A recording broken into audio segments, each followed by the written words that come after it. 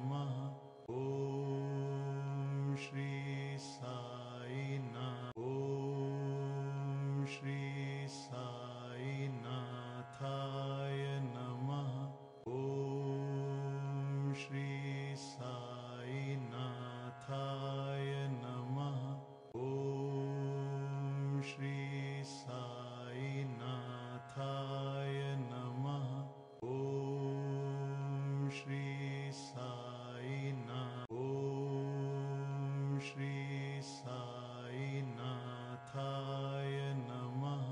ॐ श्री साईनाथाय नमः। ॐ श्री साईनाथाय नमः। ॐ श्री साईनाथ। ॐ श्री साईनाथाय नमः। ॐ श्री साईनाथाय नमः। ॐ श्री साईनाथाय नमः। ॐ श्री साईनाथ। ॐ श्री साईनाथाय नमः। ॐ श्री साईनाथाय नमः। ॐ श्री साईनाथाय नमः। ॐ श्री साईनाथ। ॐ श्री साईनाथाय नमः। ॐ श्री साईनाथाय नमः। ॐ श्री साईनाथाय नमः। ॐ श्री साईनाथ। ॐ श्री साईनाथाय नमः। ॐ श्री साईनाथाय नमः। ॐ श्री साईनाथाय नमः। ॐ श्री साईनाथ। ॐ श्री साईनाथाय नमः। ॐ श्री साईनाथाय नमः। ॐ श्री साईनाथाय नमः। ॐ श्री साईनाथाय नमः। ॐ श्री साईनाथाय नमः। ॐ श्री साईनाथाय नमः। ॐ श्री साईनाथाय नमः। ॐ श्री साईनाथाय नमः। ॐ श्री साईनाथाय नमः। ॐ श्री साईनाथाय नमः। ॐ श्री साईनाथाय नमः। ॐ श्री साईनाथाय नमः। ॐ श्री साईनाथ। ॐ श्री साईनाथाय नमः। ॐ श्री साईनाथाय नमः। ॐ श्री साईनाथाय नमः। ॐ श्री साईनाथ। ॐ श्री साईनाथाय नमः। ॐ श्री साईनाथाय नमः। मंदिरातील उद्याचे कार्यक्रम याप्रमाणे होतील. पहाटे 4:45 वाजता मंदिर उघडेल. 5:15 वाजता बाबांची काकड आरती सुरू होईल. काकड आरतीनंतर बाबांचे मंगलस्नान सुरू होईल. सकाळी 6:30 वाजता दर्शन रांगा सुरू होतील. सकाळी 7 वाजता सत्यनारायण पूजा व अभिषेक पूजा सुरू होतील. दुपारी 12 वाजता माध्यान्ह आरती सुरू होईल. सायंकाळी 5:45 वाजता धूप आरती सुरू हुई व रात्रि 10 वाजता शेज आरती शुरू हुई। मंदिर में कल के कार्यक्रम इस प्रकार होंगे। प्रातः मंदिर 4:45 बजे खुलेगा। 5:15 बजे बाबा की काकड़ आरती शुरू होगी। काकड़ आरती के बाद बाबा का मंगल स्नान शुरू होगा। सुबह 6:30 बजे दर्शन कतार शुरू होगी। सुबह 7 बजे सत्यनारायण पूजा और अभिषेक पूजा शुरू होगी। दोपहर 12 बजे माध्याह्न आरती शुरू होगी। शाम 5:45 बजे धूप आरती शुरू होगी। रात 10 बजे शेज आरती सुरू होगी। उद्या गुरुवार असल्याने रात्री 9:15 वाजता बाबांची पालखी निघेल। कल गुरुवार होने के कारण 9:15 बजे बाबा की पालखी की शोभा यात्रा निकलेगी। आता शेज आरती सुरू होत आहे। सर्वांनी एका सुरात आरती म्हणावी। अभी शेज आरती शुरू हो रही है। आप सब एक सुर में आरती गाइए।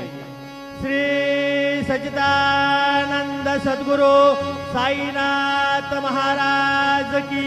निज सेवक दुखाला हो मोडावे मंदिरे हो सोडून जाया दुःख वाटते बाबांच्या चरणात हो सोडून जाया दुःख वाटते साईंच्या चरणात हो आज्ञेस्तव शिरव्रता येऊन निज सदनात हो आज्ञेस्तव साईनाथ महाराज की जय।